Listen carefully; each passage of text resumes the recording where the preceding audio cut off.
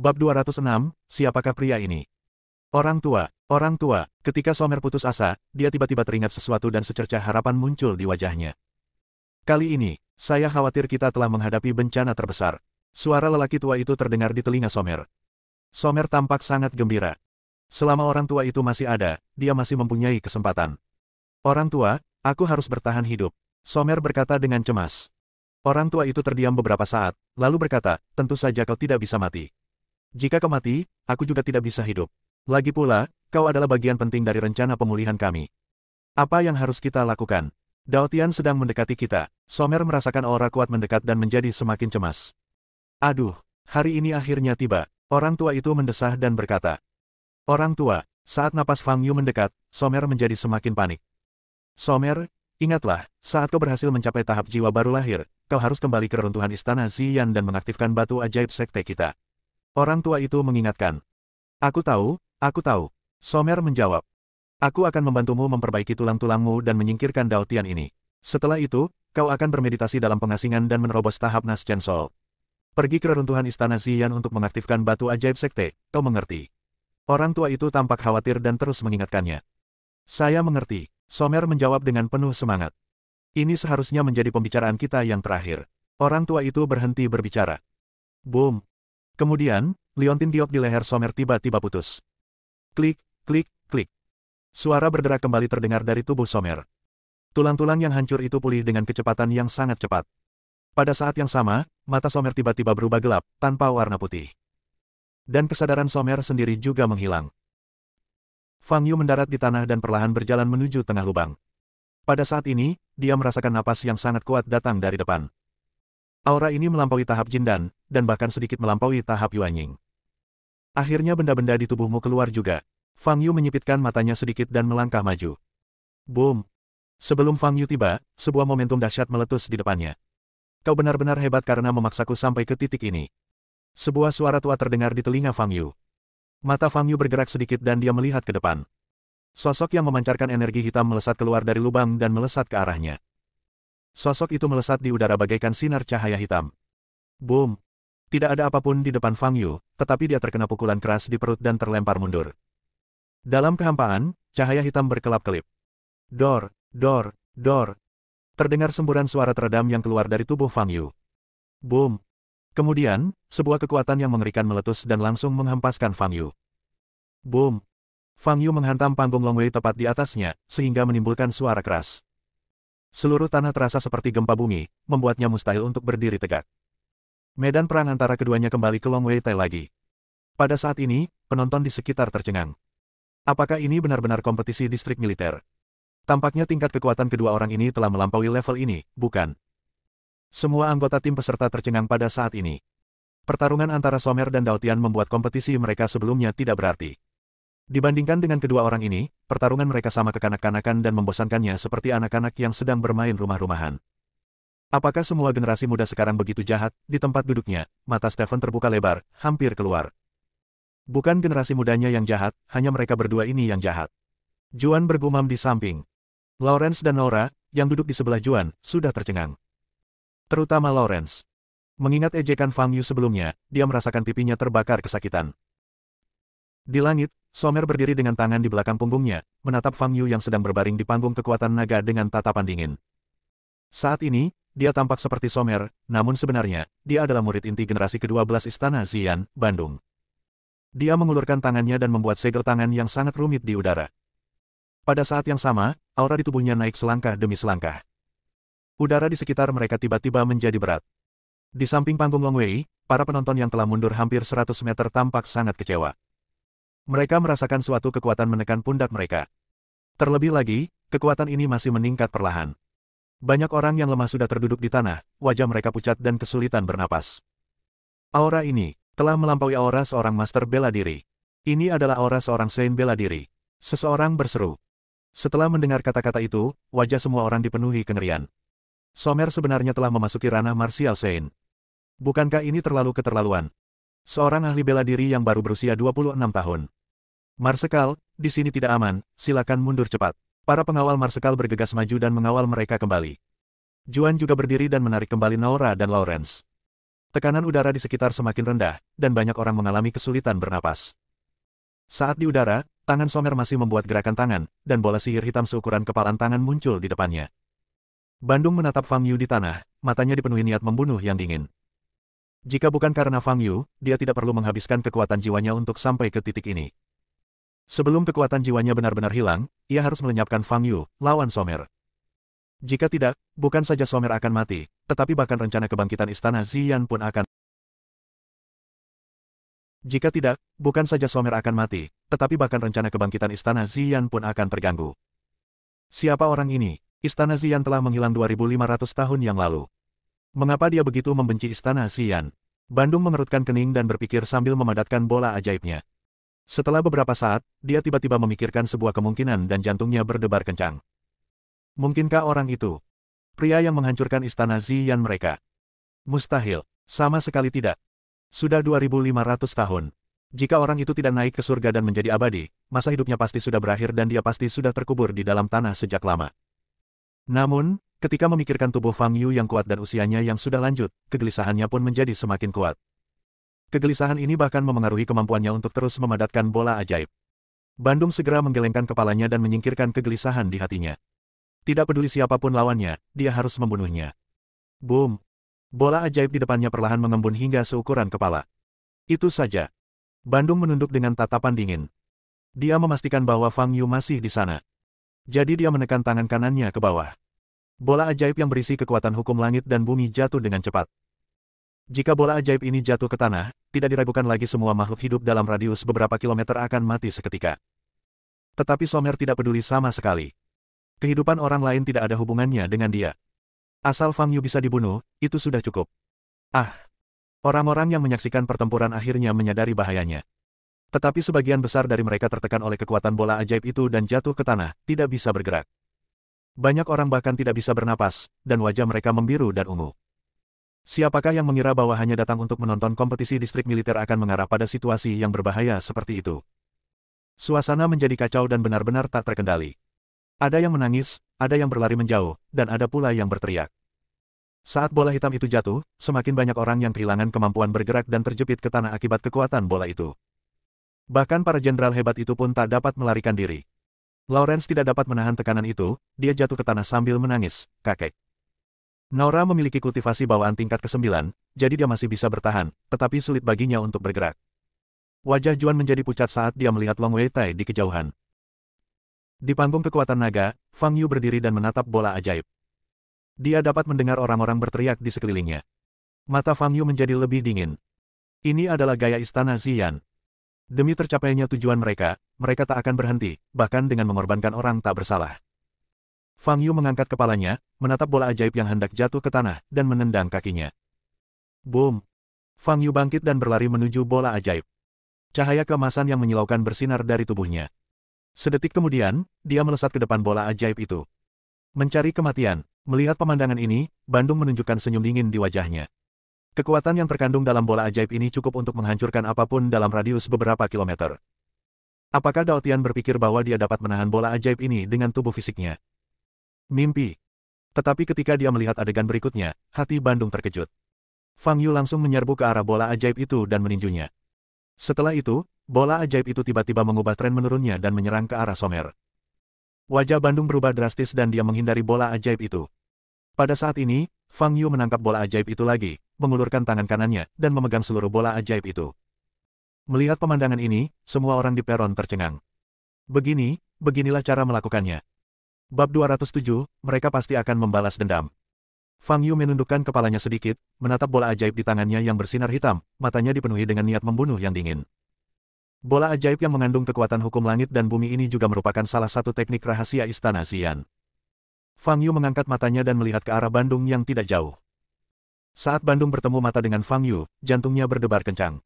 Setelah menyaksikan berbagai kemampuan Fang Yu yang luar biasa, Bandung merasa semakin gelisah. Dia perlahan-lahan melapisi Dao Tian di depannya dengan sosok pria dari tahun itu. Bagaimana ini mungkin? Sudah lebih dari 2000 tahun. Jika orang itu tidak bangkit, dia pasti sudah mati. Bagaimana dia bisa hidup sampai sekarang? Bandung menghibur dirinya sendiri dalam hatinya. Tetapi sejak ia memikirkan laki-laki itu, ia tidak dapat lagi tenang. Pria itu adalah mimpi buruk bagi generasi murid di istana Ziyan. Bahkan setelah tertidur selama hampir 2000 tahun, dia tidak dapat melupakan ketakutan yang dibawa manusia kepada mereka. Pria yang menyebabkan sungai darah mengalir di istana Ziyan mereka dan hampir memusnahkan seluruh keluarga. Jika Tetua Agung Istana Ziyan tidak mengaktifkan batu suci sekte pada saat yang paling kritis untuk menyelamatkan jiwa banyak pengikut, Istana Ziyan pasti sudah hancur total. Bandung tidak akan pernah memiliki kesempatan untuk melihat cahaya matahari lagi. Tetapi sekarang, tepat saat rencana kebangkitan Istana Ziyan hendak dimulai, dia bertemu Dao Tian, yang mirip dengan pria itu dalam banyak hal. Kuharap itu bukan pria itu. Kuharap itu bukan pria itu. Bandung berdoa dalam hatinya. Pada saat ini, Fang Yu bergerak. Dia memegang bola ajaib di tangannya dan bergegas menuju Bandung. Bandung kembali sadar, wajahnya berubah drastis, dan dia segera menggunakan flash step. Dia menggenggam kedua tangannya, cahaya kemasan muncul di tubuhnya, dan dia bergerak hanya sejauh 100 meter. Kekuatan jiwaku hampir habis. Aku harus melarikan diri dari sini. Bandung berpikir dalam hati. Kekuatan yang ditunjukkan Fang Yu sungguh luar biasa. Dia bahkan dapat mengendalikan bola ajaib yang berisi kekuatan hukum langit dan bumi. Apakah ada yang tidak bisa dilakukannya? Pada saat ini, Bandung tidak lagi punya niat untuk bertarung dengan Fang Yu. Dia hanya ingin mengambil tubuh Somer dan melarikan diri dari sini. Kalau tidak, Somer pasti akan mati di tangan Fang Yu. Jiwanya telah tertidur selama hampir 2000 tahun, dan setelah bangun, dia menunggu selama ratusan tahun sebelum dia bertemu orang yang cocok seperti Somer. Dan sekarang, Somer adalah bagian penting dari rencana kebangkitan Istana Ziyan, dan dia tidak boleh membuat kesalahan apapun. Jika tidak, rencana kebangkitan Istana Ziyan mungkin akan tertunda selama bertahun-tahun. Bandung menggertakkan giginya dan terus berlatih flash step. Cahaya keemasan itu terus berkedip-kedip di udara, dan setiap kali berkedip, ia menjauh hampir 100 meter. Hanya dalam 10 detik, Bandung melarikan diri sejauh hampir 1 kilometer. Fang Yu menyipitkan matanya dan melihat ke arah di mana Bandung melarikan diri, tatapannya sangat dingin. Mau bersaing denganku dalam kecepatan. Fang Yu menendang ringan di udara dan mendarat di sebuah patung di alun-alun di sebelah Long Weitei. Jepret, jepret, jepret. Fang Yu menginjak patung itu dan merasakan bahwa patung itu cukup kokoh. Kemudian dia melangkah mundur dengan kaki kirinya dan sedikit menekuk kaki kanannya. Boom! Semburan energi sejati berwarna merah muda tiba-tiba menyeruak dari bawah kakinya. Fang Yu menekan tubuhnya sedikit ke belakang, seolah mengumpulkan kekuatan. Setelah beberapa saat, boom! Dengan suara ledakan keras, Fang Yu terlempar dan berubah menjadi pelangi panjang di udara. Wuss! Ledakan sonik yang dapat memecahkan gendang telinga terdengar di udara. Dan beberapa detik kemudian, patung batu yang digunakan Fang Yu sebagai titik lompatan hancur dan runtuh. Saat ini, Bandung sudah berlari hampir 2 kilometer. Kekuatan jiwaku hanya cukup untuk bertahan selama 5 menit saja. Aku harus mempercepatnya. Wajah Bandung menjadi pucat dan dia berlatih flash step dengan panik. Nama asli teknik Shining Step sebenarnya adalah Shining Art. Teknik sihir ini dapat langsung memindahkan tubuh seseorang melintasi ruang dan menyebabkan kerusakan besar pada tubuh fisik dan energi sejati orang tersebut. Latihan teknik bersinar yang dilakukan Bandung dengan intensitas yang sangat tinggi menghabiskan sejumlah besar energi internalnya. Selain itu, tubuhnya juga harus menahan tekanan yang luar biasa. Tetapi dia tidak punya pilihan selain melakukan ini. Bahkan dengan mengorbankan kekuatan jiwa. Somer sekarang adalah percikan terpenting Istana Ziyan, dia harus dilindungi. Bandung menggertakkan giginya dan terus berlatih teknik kilatan, melesat sekali lagi hingga jarak 100 meter. Dia baru saja menstabilkan tubuhnya ketika dia tiba-tiba merasakan aura yang sangat menakutkan di belakangnya.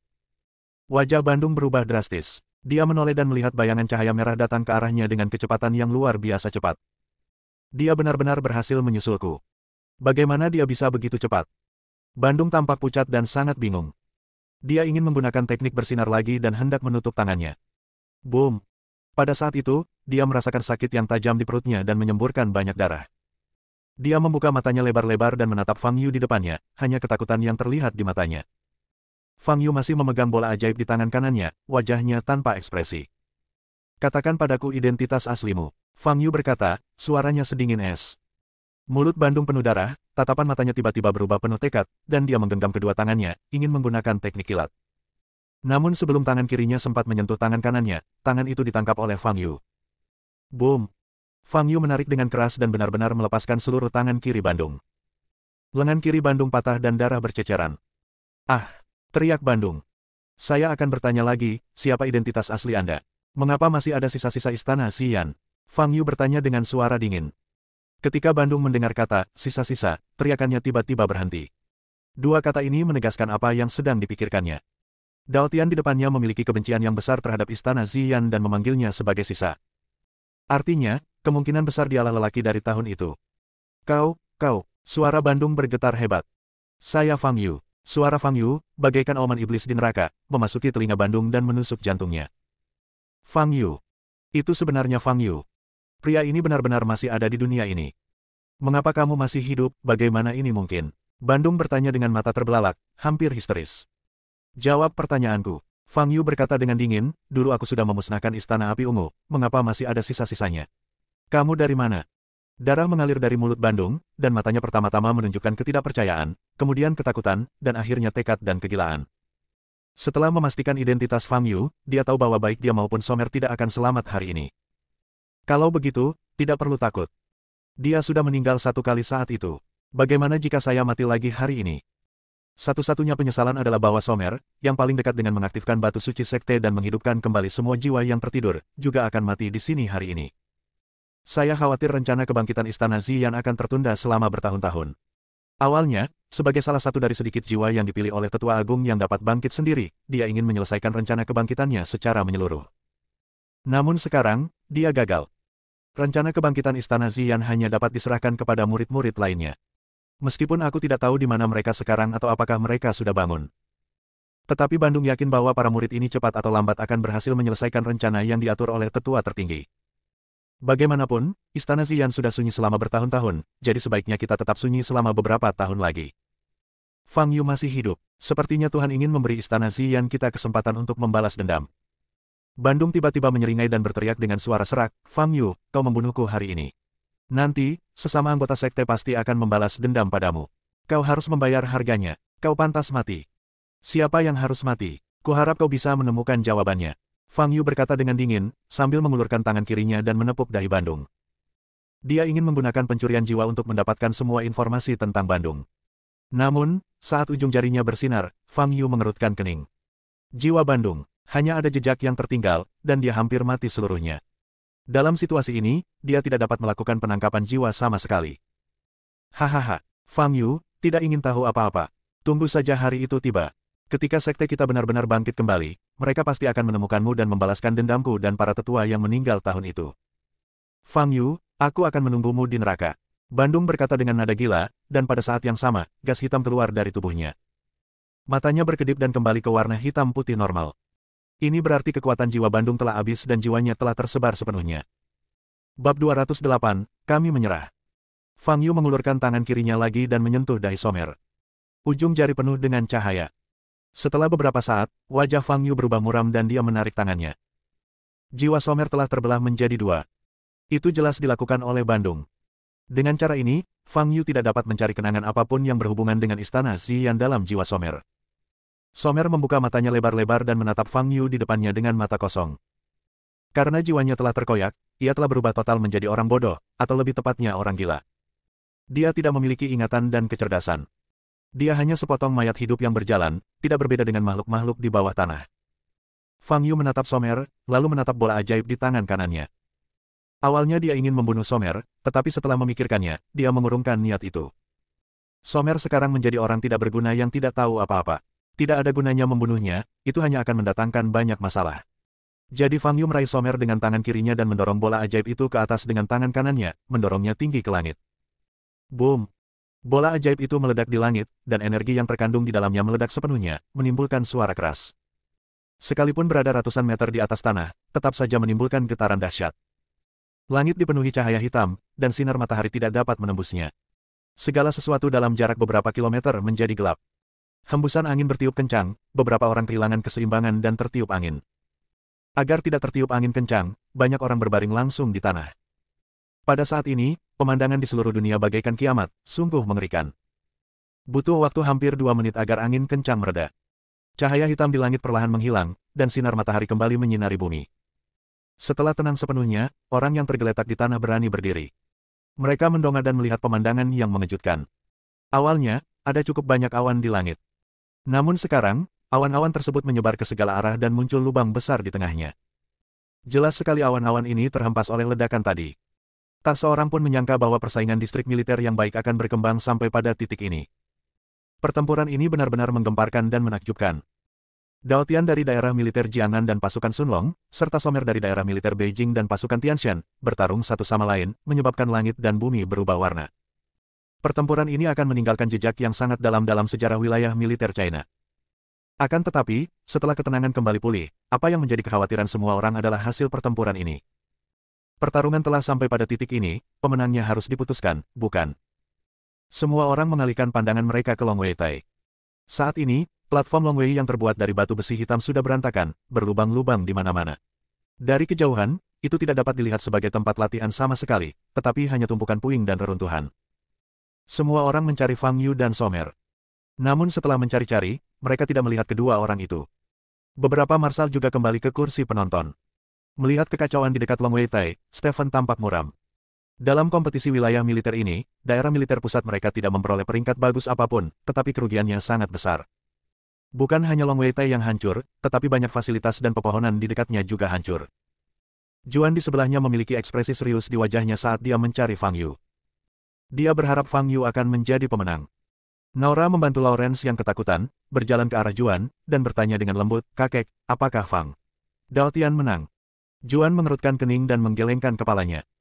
Tepat saat semua orang tengah mencari kedua sosok itu, sebuah sosok terbang datang dari kejauhan dan segera mendarat di panggung Long Wei. "Itu Dao Tian. Itu Dao Tian dari pasukan naga cepat." Seseorang berteriak. Setelah mengetahui bahwa orang yang kembali adalah Dao Tian, semua orang terkejut. Kembalinya Dao Tian bukankah itu berarti Somer kalah? Somer yang tidak pernah terkalahkan sejak bergabung dengan tentara, benar-benar kalah. Lihat, Dao Tian punya orang lain di tangannya. Oke, sepertinya itu Somer. Seseorang memperhatikan ini dan berseru. Begitu dia mengatakan ini, semua orang memandang Fang Yu, dan benar saja, mereka melihat Fang Yu sedang menggendong seseorang dalam pelukannya.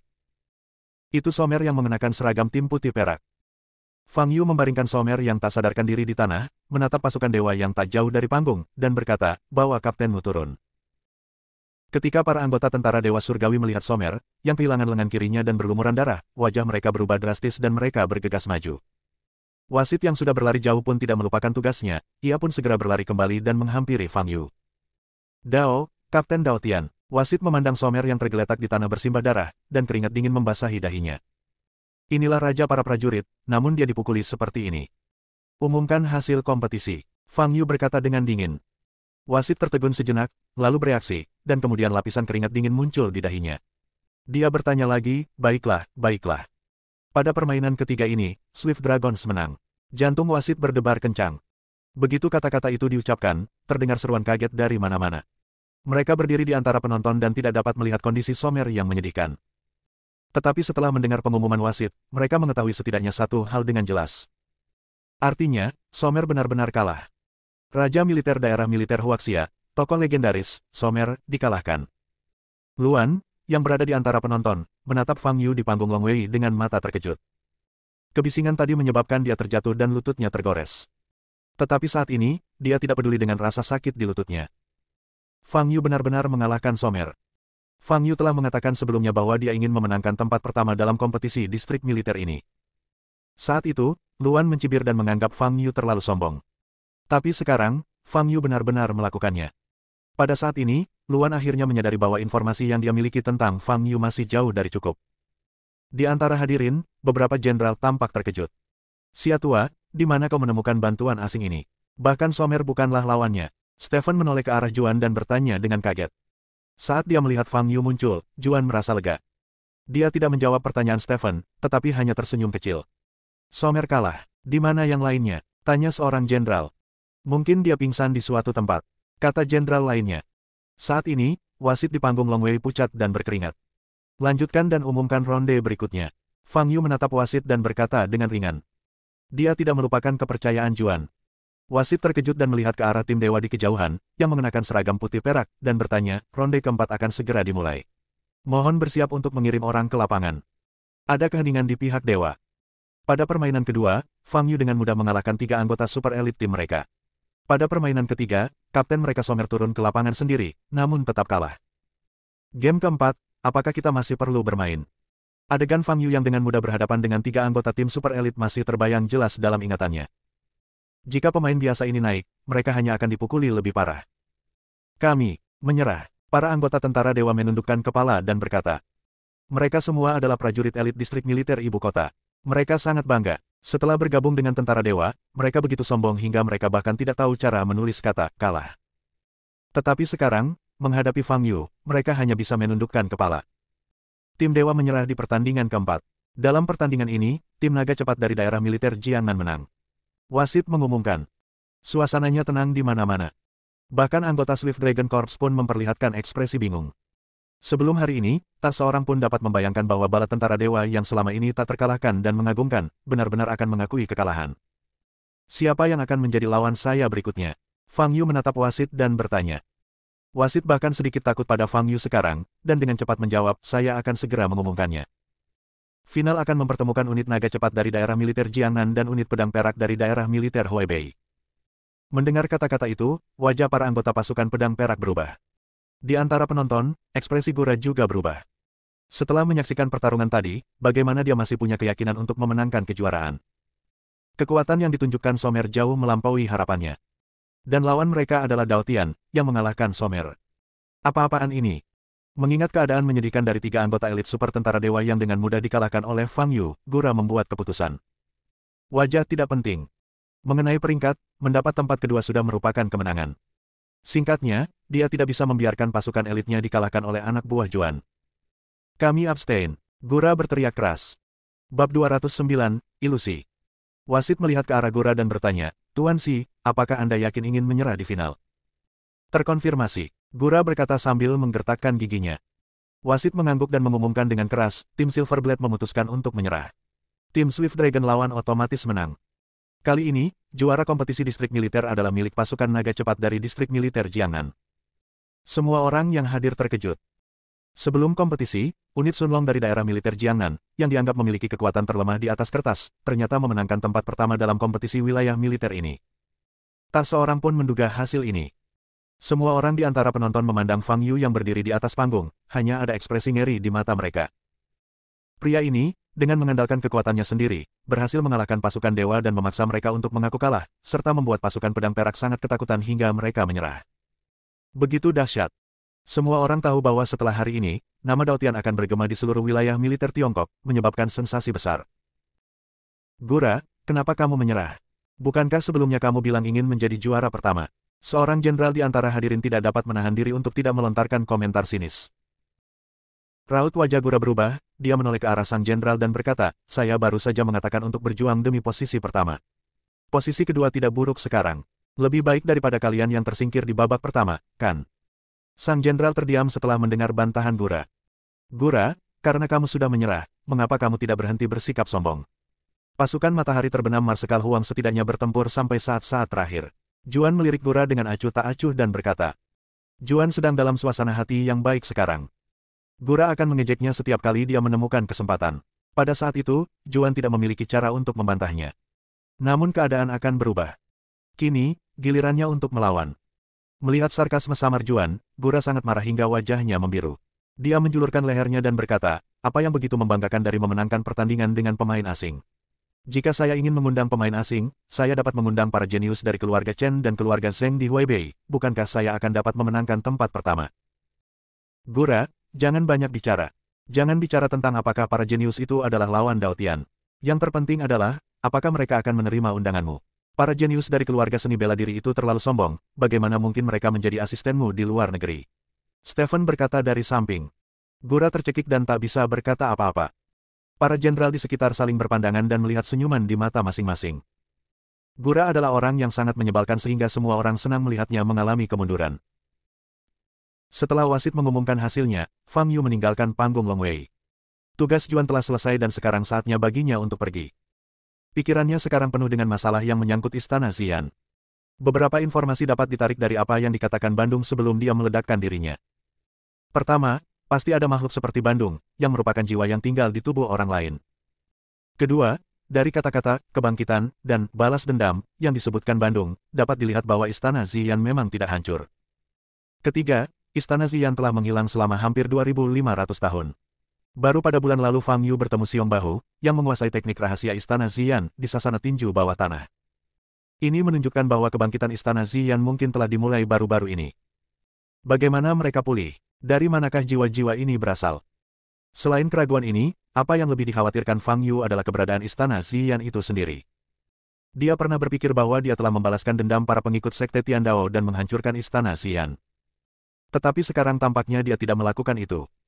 Istana Ziyan tidak hancur, dan hari ini, lebih dari 2000 tahun kemudian, ia mencoba bangkit kembali dengan cara tertentu. Pupil mata Fang Yu bersinar merah, dan dia memancarkan aura pembunuh yang tajam dan dingin. Dia tidak akan pernah membiarkan siapapun dari Istana Ziyan pergi, dia harus menghancurkan Istana Ziyan sepenuhnya. Ketika Luan melihat Fang Yu berjalan menuruni panggung Long Wei dan hendak berjalan mendekat, dia merasakan gelombang aura pembunuh. Wajahnya berubah dan dia berdiri di sana dengan linglung. Pada saat ini, Fang Yu kembali sadar dan berjalan menuju Luan. Saya telah menyelesaikan tugas Juan. Saya harap dia tidak lupa memberi saya hadiah. Saya pergi dulu. Fang Yu berkata, berbalik dan pergi. Menatap kepergian Fang Yu, Luan sedikit mengernyit dengan sorot mata yang rumit. Setelah Fang Yu pergi, wasit di panggung Long Wei menghela napas lega. Dia memandang para jenderal di antara hadirin dan berlari cepat. Fakta bahwa Somer terluka parah perlu diberitahukan kepada beberapa jenderal. Seluruh lengan kirinya hilang. Mendengar ucapan wasit, wajah para pelatih berubah semua.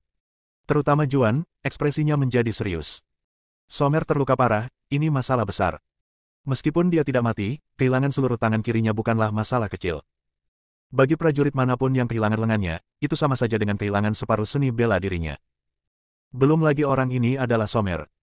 Dia adalah laksamana daerah militer ibu kota, prajurit tertinggi yang dievaluasi secara pribadi oleh kepala marsal, dan wajah masa depan daerah militer Cina. Selain faktor-faktor ini, Somer juga merupakan putra tertua keluarga Xiao di ibu kota. Karena bakatnya yang luar biasa, ia dilatih oleh keluarga. Sekarang, dia kehilangan seluruh tangan kirinya. Ini akan sungguh berdampak pada masa depannya. Jika masalah ini terbongkar, keluarga Xiao, daerah militer Beijing, dan bahkan kepala marsal mungkin akan dimintai pertanggungjawaban. Gura menatap Juan dengan tatapan menggoda. Pak Tua Xia, kau telah membuat dirimu dalam masalah besar sekarang. Aku ingin melihat bagaimana kau akan menangani semua tanggung jawab itu. Pada saat ini, Juan yang tadinya diam dan murung, berkata, saya pikir Kapten Dao Tian tidak melakukan kesalahan apapun. Tidak ada yang salah. Kau mematahkan lengan Somer. Somer adalah raja para prajurit. Bukankah ini sebuah kesalahan? Gura bertanya dengan mata terbelalak. Juan mengabaikan Gura dan melanjutkan, semua orang baru saja melihatnya. Selama pertarungan antara mereka berdua, Somer menggunakan sihir yang cukup untuk membunuh Dao Tian beberapa kali, yaitu bola api ungu. Jika Dao Tian tidak cukup kuat, dia mungkin sudah mati. Menurut aturan, tidak ada pihak yang boleh membunuh pihak lain. Dan Somer jelas telah melanggar aturan ini. Sekarang Somer tidak sekuat Dao Tian, dan kehilangan lengan kirinya. Ini hanya cedera biasa yang disebabkan oleh pertempuran, tidak perlu mengejarnya. Tidak ada gunanya kau bicara begitu banyak. Apakah keluarga Xiao akan mendengarkan penjelasanmu? Gura berkata sambil bercanda. Stephen melirik Juan dan berkata, Sia tua, Dao Tian. Kita masih harus menahannya terlebih dahulu. Ketika para petinggi meminta pertanggungjawaban kita, setidaknya kita harus menyerahkannya. Jika tidak, kamu harus bertanggung jawab atasnya. Dia sudah pergi dari sini. Pada saat ini, wasit di sebelahnya berkata dengan gemetar. Benar, acara penghargaannya bahkan belum dimulai, kenapa dia pergi? Stephen bertanya dengan ekspresi berubah. Jelas dia melarikan diri karena takut akan kejahatan. Gura berkata dengan nada sinis. Kirim seseorang untuk menghentikannya segera. Stephen memerintahkan penjaga di belakangnya. Dia adalah penyelenggara kompetisi distrik militer ini, dan dia bertanggung jawab atas apa yang terjadi di sini. Tetapi pada saat ini, Juan mengulurkan tangannya dan menghentikan Stephen. Jangan mencoba menghentikannya. Jika keluarga Xiao atau daerah militer Beijing keberatan, biarkan mereka datang langsung kepadaku dan aku akan berbicara dengan mereka. Fang Yu tidak tahu apa yang terjadi di distrik militer. Pada saat ini, dia sudah dalam perjalanan menuju reruntuhan Istana Xian. Menurut ingatanku, lokasi utama Istana Xian seharusnya terletak di selatan wilayah tengah. Lebih dari 2 jam kemudian, Fang Yu tiba di Wenan, sebuah kota di bagian selatan wilayah tengah. Saat itu, tempat ini berupa hutan dan pegunungan, dan lokasi Istana Xian mudah ditemukan. Tetapi sekarang, ini adalah kota yang relatif maju dengan gedung-gedung tinggi di mana-mana dan tidak ada yang bisa dilihat. Karena benar-benar berbeda dari apa yang diingatnya, Fang Yu tidak dapat menemukan lokasi reruntuhan Istana Xian secara akurat. Lagi pula, lebih dari 2000 tahun telah berlalu, dan reruntuhan Istana Xian kemungkinan besar telah ditimbun dan diratakan, dan gedung-gedung tinggi telah dibangun di atasnya. Berjalan di jalan, permusuhan di hati Fang Yu perlahan menghilang. Jelas, mustahil baginya untuk menemukan reruntuhan Istana Xian dengan cara ini. Lagi pula, bahkan jika kita menemukan reruntuhan Istana Xian, ada kemungkinan besar kita tidak akan memperoleh informasi apapun. Bagaimana cara menemukan informasi tentang Istana Xian? Kita hanya bisa mencari orang berikutnya yang menguasai teknik rahasia Istana Xian. Mungkin, kita bisa meminta bantuan Stella, Juan dan lainnya. Setelah membuat keputusan dalam pikirannya, Fang Yu merasa jauh lebih baik. Saat itu dia mencium suatu wangi harum. Fang Yu tersadar dan mendapati bahwa dia telah berjalan ke sebuah jalan tua. Ada banyak pejalan kaki di jalan, tetapi sangat sepi. Sumber aromanya berasal dari sebuah kios pinggir jalan yang menjual ubi jalar panggang. Fang Yu berjalan maju dan meminta ubi panggang. Orang yang menjual ubi jalar panggang adalah seorang wanita tua yang berwajah ramah. Di sini, hati-hati jangan sampai mulutmu terbakar. Wanita tua itu menyerahkan ubi jalar panggang kepada Fang Yu sambil tersenyum. Fang Yu mengambil ubi jalar panggang, langsung memasukkannya ke dalam mulut, dan menggigit setengahnya. Baunya harum sekali. Dia sebenarnya agak lapar. $3, kata wanita tua itu sambil tersenyum. Fang Yu menyentuh sakunya dan ekspresinya sedikit berubah. Dia lupa membawa uang. Tidak punya uang, kalau begitu tinggalkan saja hidupmu. Wajah wanita tua itu langsung berubah. Dia membuka mulutnya, memperlihatkan dua taringnya yang sangat panjang. Fang Yu sedikit mengernyit dan ingin bergerak, tetapi mendapati kakinya diikat oleh sesuatu. Ketika dia menundukkan kepalanya, dia melihat dua ekor ular piton yang penuh pola melilit kakinya. Pada saat ini, pemandangan seluruh jalan tiba-tiba menghilang dan berubah menjadi gua. Apakah ini sebuah ilusi? Setelah menyadari ini, wajah Fang Yu langsung berubah. Apa ubi jalar panggang yang baru saja dia makan? Bab 210, Gadis Grandmaster. Fang Yu melihat ke bawah dan menemukan bahwa ubi panggang di tangannya telah berubah menjadi sekelompok tanaman putih berbentuk aneh. Untungnya itu bukan sesuatu yang menjijikan. Fang Yu menarik napas lega. Hei, Nona tua, apa ini? Fang Yu mengangkat kepalanya dan bertanya. Pada saat ini, orang yang berdiri di depannya tidak bisa lagi disebut wanita tua. Tidaklah berlebihan jika menyebutnya monster. Rambutnya berdiri tegak, bola matanya melotot, hampir keluar dari rongganya, dan bola matanya penuh dengan darah. Mulutnya terbuka lebar, memperlihatkan taringnya yang tajam dan lidahnya yang panjang seperti ular berbisa. Ditambah lagi suasana mencekam di sekelilingnya, ada dua ular piton melilit erat di kakinya. Kalau orang biasa menemui pemandangan seperti itu mungkin dia akan pingsan ketakutan. Jadi, ketika melihat Fang Yu menanyakan pertanyaan ini dengan begitu tenang, wanita tua yang awalnya galak itu tertegun sejenak. Itu tidak benar. Sekalipun orang ini tidak pingsan karena ketakutan, minimal ia akan sangat takut hingga kakinya menjadi lemas dan ia akan menangis, bukan? Mungkinkah ilusinya tidak berhasil? Tidak, jika tidak berhasil, Fang Yu tidak akan pernah bertanya padanya apa yang ada di tangannya. Ini adalah Amanita Phalloides yang mematikan, yang mengandung zat yang sangat beracun. Anda sudah memakan setengahnya, dan Anda akan mati karena racunnya dalam waktu kurang dari 30 detik. Wanita tua itu membuka mulutnya lebar-lebar dan berkata dengan suara serak. Amanita Phalloides yang mematikan. Fang Yu menatap jamur beracun di tangannya dengan mata tenang. Ketika dia bosan dengan dunia, dia mencoba sedikitnya ratusan cara untuk bunuh diri. Di antara semuanya, meminum racun adalah metode favoritnya. Dia telah merasakan arsenik, tiamin, dan bahkan racun mayat.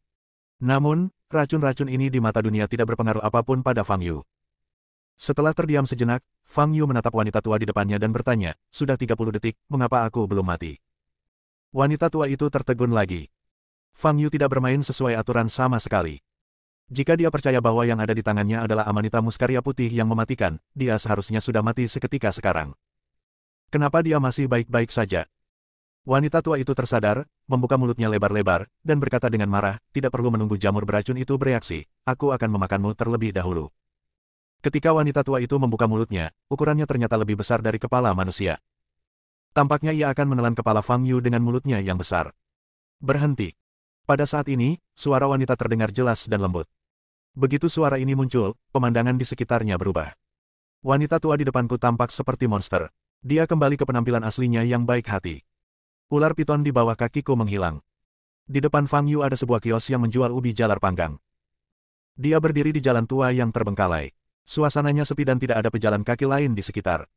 Dan di tangannya, ia memang memegang ubi jalar panggang yang setengah digigit. Jelaslah, pemandangan yang terlihat sebelumnya adalah ilusi sesungguhnya. Fang Yu menoleh dan melihat seorang gadis kecil berpakaian putih memegang pedang berdiri di jalan tidak jauh darinya. Dia tampak baru berusia 8 atau 9 tahun, dengan lemak bayi di wajahnya dan penampilan yang polos dan imut. Namun, ekspresinya sangat serius, dan pupil gelap di matanya yang besar bersinar karena tekad. Melihat gadis muda itu, ekspresi Fang Yu sedikit berubah. Gadis kecil ini memberinya perasaan yang sangat familiar. Perasaan yang familiar ini tidak dapat dijelaskan. Dilihat dari raut wajahnya, dia yakin bahwa dia belum pernah melihat gadis ini sebelumnya. Hal ini bahkan lebih berlaku lagi pada saat menyangkut usia. Gadis ini tidak lebih dari 8 tahun, dan mustahil bagi Fang Yu untuk pernah berhubungan dengannya sebelumnya. Selain rasa keakraban ini, Fang Yu juga terkejut dengan aura kultivasi yang terpancar dari gadis kecil itu. Dia benar-benar memiliki tingkat kultivasi tahap pendirian fondasi. Dalam istilah sekarang, gadis kecil ini adalah seorang jago bela diri. Gelar Grandmaster terdengar aneh jika diberikan kepada seorang gadis kecil yang berusia kurang dari 8 tahun. Nyonya hantu tua, akhirnya aku menemukanmu. Gadis kecil itu berteriak dan berlari ke arah wanita tua yang menjual ubi panggang. Wajah perempuan tua itu berubah dan dia melambaikan lengan bajunya yang panjang. Wow! Kabut hitam tebal mengepul. Fang Yu sedikit mengernyit dan mundur selangkah untuk menghindari kabut hitam. Namun gadis kecil itu bergegas masuk ke dalam kabut hitam dengan pedang di tangan. Nyonya tua ilusi, kau telah membunuh begitu banyak orang dengan ilusimu di area ini. Hari ini aku harus menghukummu dan mengirimmu ke penjara surgawi untuk diadili. Gadis kecil itu masih berteriak setelah dia berlari ke dalam kabut hitam. Gadis kecil, kau pikir kau bisa menghukumku? Konyol, wanita tua ilusi itu tertawa aneh. Kabut hitam masih menyebar, perlahan-lahan menutupi area dalam radius puluhan meter. Fang Yu mundur ke tempat yang tidak tertutup kabut hitam dan terus memakan sisa ubi jalar panggang setengah di tangannya, sambil memperhatikan situasi dalam kabut hitam. Dor, dor, dor. Dari kabut hitam itu terdengar ledakan tabrakan dan suara perkelahian. Nyonya tua hantu, kau tidak bisa melarikan diri hari ini. Suara gadis kecil itu terdengar. Gadis kecil, kamu. Nada bicara wanita tua itu jelas terkejut, dan dia mulai panik. Boom. Lalu, suara keras lain terdengar dalam kabut hitam. Ah! Jeritan wanita tua Pantom Demon terdengar.